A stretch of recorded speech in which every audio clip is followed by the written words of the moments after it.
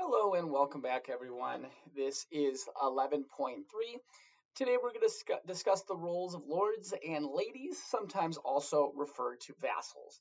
Remember, we are talking about our feudalism pyramid, not a physical pyramid, but the structure of rank within the Middle Ages in Europe.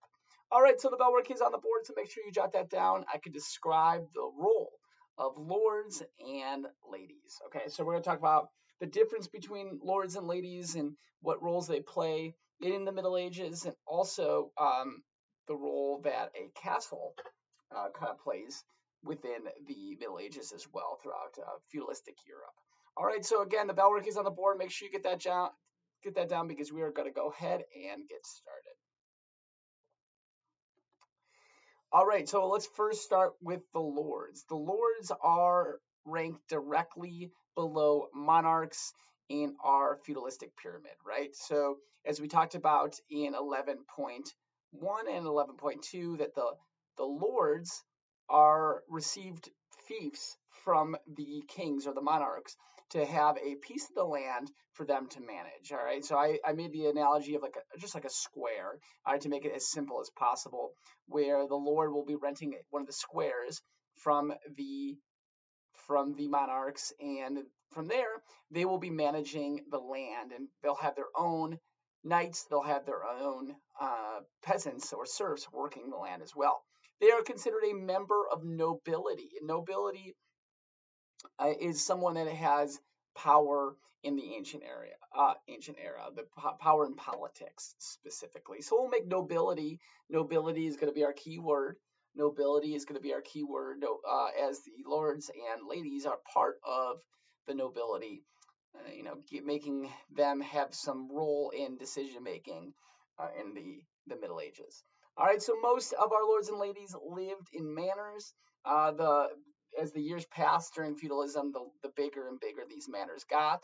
Some lords and ladies had multiple manors, and they traveled from one spot to another. So, say they had multiple squares that they received via a fief from their monarch. All right, so that was a possibility as well. Okay, so there was some couple things going on there. All right, so we have monarchs and kings were the highest in the feudalism social pyramid. Who was ranked directly below them? That would be the lords and ladies, the lords and ladies. All right, so let's talk about the manor. I think the picture on the top right does a decent depiction of what a feudalistic town might look like. The manor, in this instance, getting bigger, as you can see on the top right corner, and it is in the center of the area that they lived on. All right, we have pastures. These pastures are for the peasants or the serfs to live in. Then you have your water mill right across the river, a church for the people, because remember, Christianity was spreading big time around this time. And then we have the farming going on to supply the food for everybody living in this section. Okay, so a lot of the time these manors are built of wood or built of stone. All right, something a little bit more heavy duty, surrounded by high walls. All right, the purpose of this high walls is obviously for defense, for protection, and it was located typically in the center of everything. And there was a couple reasons for that. One, the center, because it is easiest to access for people, just in case in times of trouble, people could run into the manors, and that is the way that they get protected. But also, there's a little bit of intimidation going on. As you can see, if the people in charge of you are at the top of the hill looking down on you, that it's a little bit of a symbol saying, hey, we have more power, we have more higher reputation than you have. So again, this could be in the center of most of these cities and towns. So we're going to make center our key word. Center is going to be our key word here. Manors or castles typically located in the center of everything. And not only were these castles used or these manors used for defense, but also for times and celebration as well. Times when they had to get holidays or potentially, I don't know, to celebrate anything that was worth honoring at the time. And then they would have giant feasts within the castles as well, or the manors. Um, So they did serve. They had a little bit of duality to them, and actually even maybe even more than that. All right, so villagers and peasants enter the manor in times of trouble. Remember, the manor could be usually found in the center of everything. All right. So the kings and queens, the ones that are renting out via fiefs to all these lords and ladies, they usually lived in an even bigger than a manor, a giant castle. So you can tell a little bit of the difference if you look at the picture in the top right corner. Some of these castles are absolutely massive, and a castle had many functions as well. A function is the purpose of something, all right? Like, for example, the refrigerator's function is to keep your food cold. The oven's function is to cook your food. So the castle had many functions. So it was not just one thing. The main function of a castle, though, would to be to provide a shelter or a home for the king and queen. All right, so it'd be pretty cool to live in a castle, although, as we'll talk about as the slides go on, there is a lot of drawbacks to live in a castle. So I don't want to spoil anything. We'll cross that bridge here, no pun intended, when we get there. All right, and these castles could hold hundreds of people. The close servants to the king and queen would also live in these castles as well. All right, so we're gonna make castles our keyword.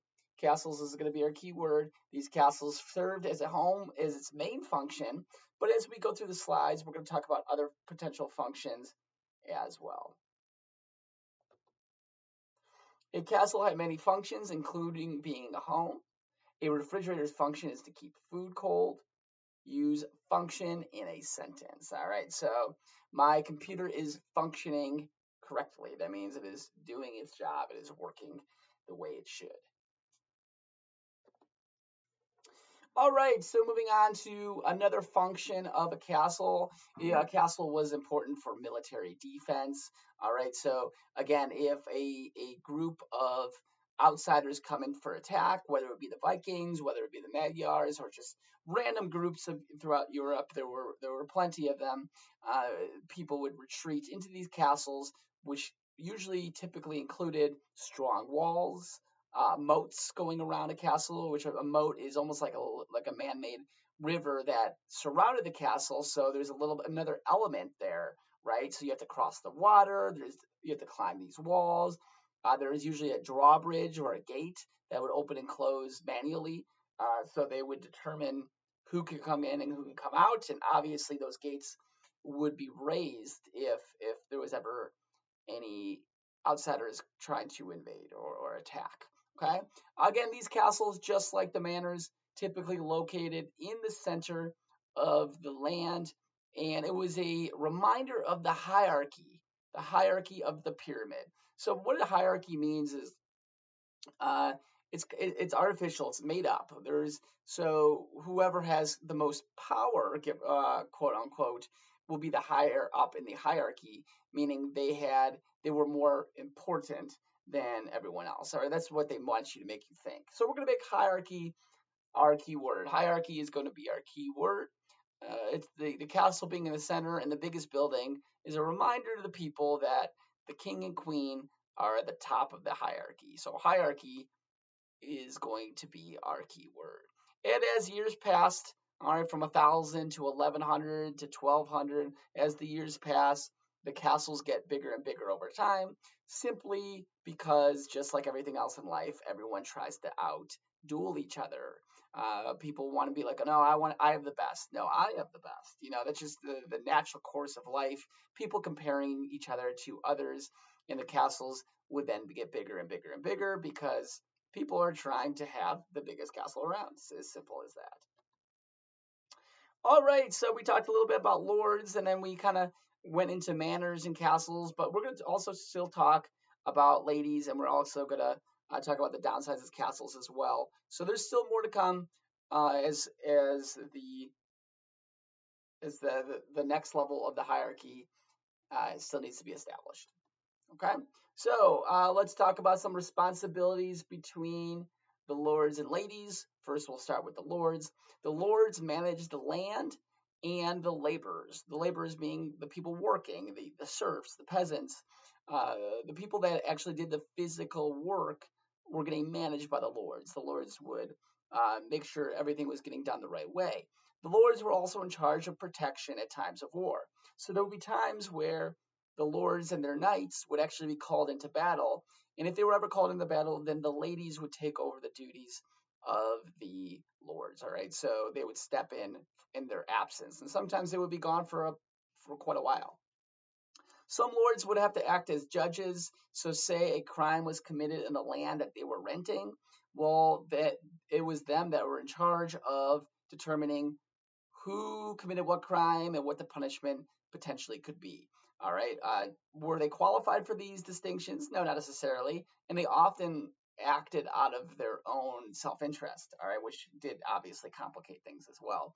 So, decisions on when a crime was committed was a responsibility of the Lord. Some served in a king's government as well. If you are a very, very high esteemed lord, if you were someone that the king trusted, the king liked, perhaps were even friends with the king, then you would be serving a higher duty as well. All right, so there's a potential of being in the government on top of that. All right, so there was a lot of responsibilities of the lords.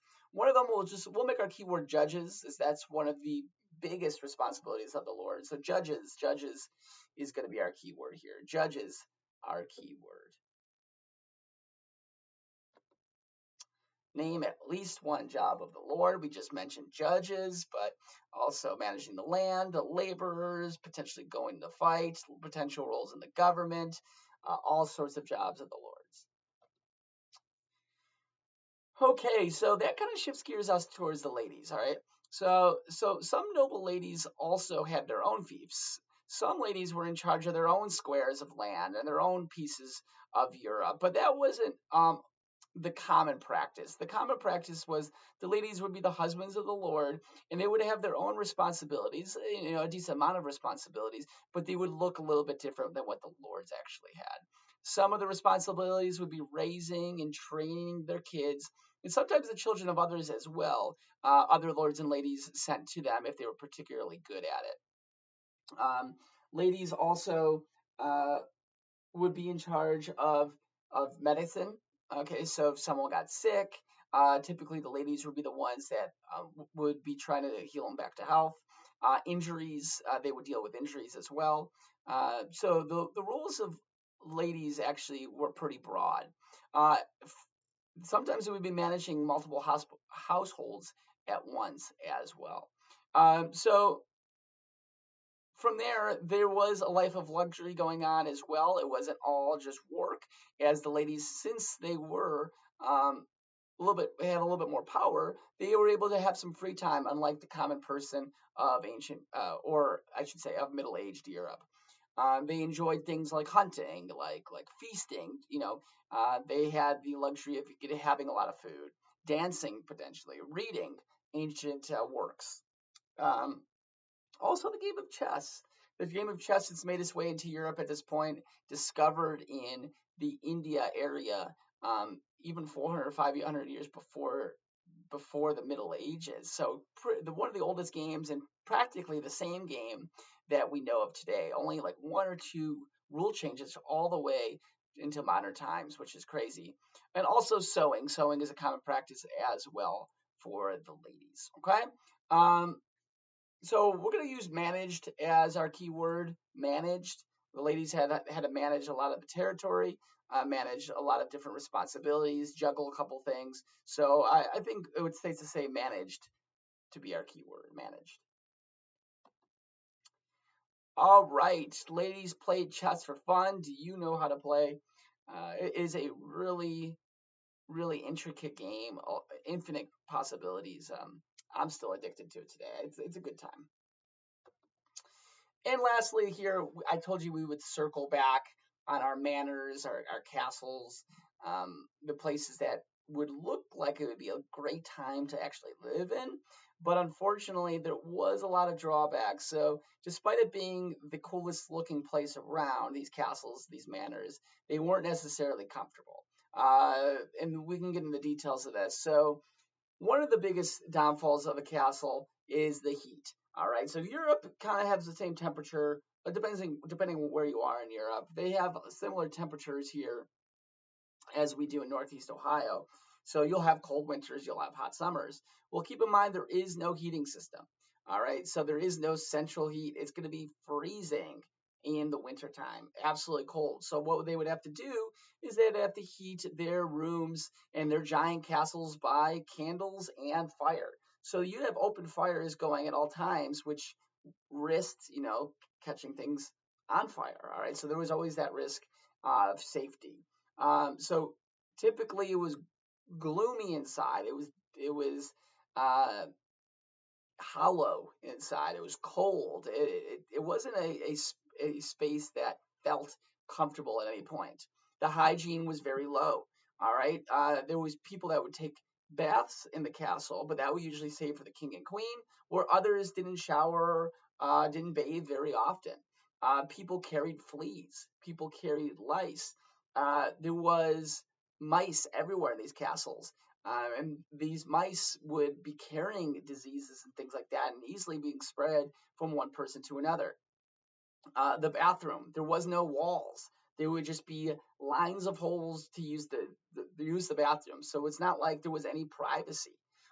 Sleeping, you typically be sleeping in rooms with a bunch of other people. And again, it didn't smell particularly well. All right, if everyone kind of stinks because people aren't bathing the way they should, it's gonna smell. It's gonna be cold. There's gonna be mice and rats running around these places. There is low privacy. Sometimes they would have to cover how much rat feces would get on the ground that they would actually put layers of grass at the bottom so you wouldn't smell the all of the nastiness coming from the floor. All right, so I'm saying this is not exactly an ideal situation. And usually, even in the basement, sometimes they would use that as a prison. The basements of these castles would be used as a prison for people, whether that they were committed a crime, right, or maybe they were a prisoner of a different city or different situation that they were captured and put down there, and torture devices and all sorts of other things were found in these castles. Okay, all right. So to wrap things up, it was not just an ideal place to potentially live. All right, so we're gonna make our key word uncomfortable. Uncomfortable. That's a nice way of putting it. Uncomfortable is going to be our key word. The downside of castles were uncomfortable. That's for sure. All right, so uncomfortable is our key word. The worst part about a manor, you pick. We just lifted off a bunch of them. You can pick your favorite. All right. Hopefully you found this lesson to be interesting, challenging. Let me know if you have any questions. I'll be around if you have any assistance. Like and subscribe.